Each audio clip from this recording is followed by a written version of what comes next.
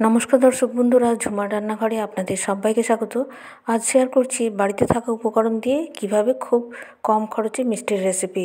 চলুন রেসিপিটা দেখে নিই। 1 কাপ সুজি নিয়েছি আর দুটো 5 টাকা করে গুঁড়ো দুধের প্যাকেট। 1 কাপ, যে কাপের মাপে সব মেজারিং করব সেই কাপ।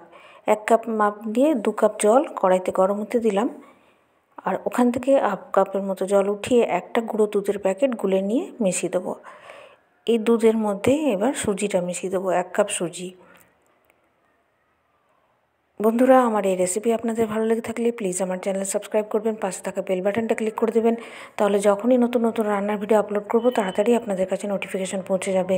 এবার খুব কম লো ফ্লেমের মধ্যে নাড়াচাড়া করব। সুজি যেহেতু খুব তাড়াতাড়ি এই দুধটা টেনে নেবে, তাই জন্য 1 মিনিটেরও কম সময় ফ্লেমটা অন থাকবে, তারপর অফ করে নাড়াচাড়া করব। এবার আমি 1/2 কাপ চিনি এই অফ অবস্থাতেই মিশিয়ে দিচ্ছি, আর 1 চামচ ঘি। এইবার ফ্লেমটা সামান্য আবারও অন করে চিনিটা মেল্ট করে নিয়ে আবারও সব ভালো করে মিশিয়ে নেব। ফ্লেমটা অন করে যতক্ষণ না এই চিনিটা আবার এক জায়গায় জমে যাচ্ছে ততক্ষণ, মানে আমার টোটাল 2 মিনিটও আমি ফ্লেম অন করলাম না। এইভাবে সুজি, চিনি, ঘি সব মিশিয়ে নিলাম। একদম নরম একটা মণ্ড তৈরি করছি।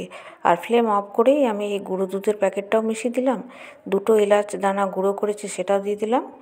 এখনও গরম আছে, এই অবস্থাতে সব মিশিয়ে দেবো। আর এই কাজু কিশমিশ কুচি করে রেখেছি সেটা মিশিয়ে দিলাম।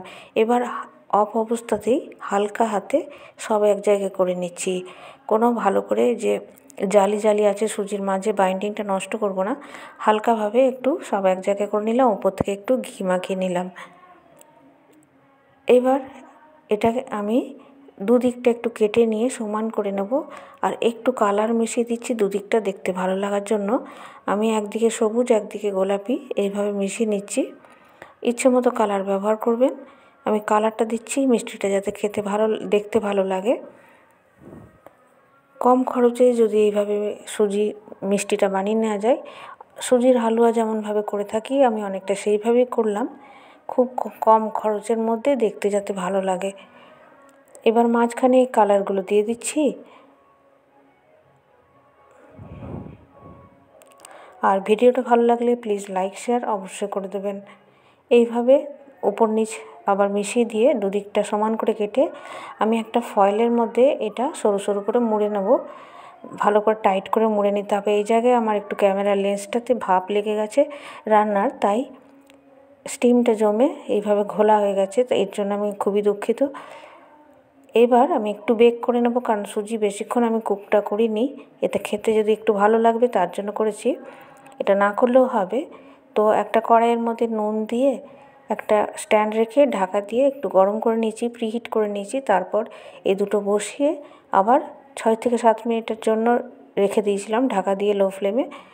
তো একবার মাঝে উল্টে নিয়েছি। এবার এই অবস্থাতেই একবার ফ্রিজারে যদি রেখে দেওয়া হয় 15 মিনিট, তাহলে খুব ভালো হয়। ঠান্ডা করার পর ফয়েলটা খুলবো আর ইচ্ছে মতো এটা স্লাইস স্লাইস করে কেটে নেব। তাহলে এই কম খরচের মিষ্টি রেসিপিটা বাড়িতে বানাবেন। একটা কমেন্ট করে জানাবেন আপনাদের ভিডিওটা কেমন লাগলো। আবারও নতুন ভিডিও নিয়ে দেখা হবে। ভালো থাকবেন, সুস্থ থাকবেন। ধন্যবাদ।